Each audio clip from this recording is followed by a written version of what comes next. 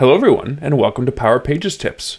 My name is Nicholas Hayduk, and this is tip number 298, Liquid Capture Tag. The ability to create a variable in Liquid on a Power Pages site is a very useful feature. Variables are often created using the assign tag. However, there is another option, capture. In this tip, we'll look at how and why you might want to use this alternative. Before we dive into the details, don't forget to subscribe to the Engineered Code YouTube channel for our weekly tips, monthly community calls, and lots of other Power Pages and Power Platform content. The assign tag in Liquid looks like the standard variable declaration syntax that is common in programming languages.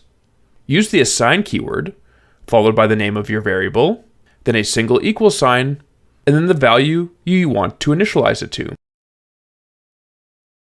For creating simple variables, this syntax works great.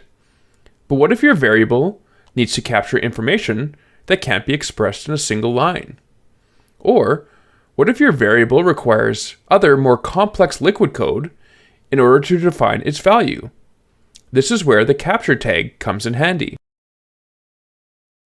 The value you give the variable in an assign tag is included right in the tag itself.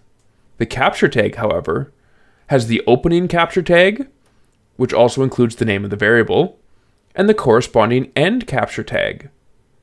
The variable is set to everything between the opening and ending tags. This includes support for many lines of text, so you can include nicely formatted HTML or JSON if you wish. You can also include other Liquid statements within the block. This Liquid code will be evaluated, and the result will be included in the value of the variable. The capture tag is useful when you have variables that need to contain something more complex than a simple number or one-line string. The side navigation web template, found in some of the out-of-the-box Power Pages templates, provides a good example of where it can be useful.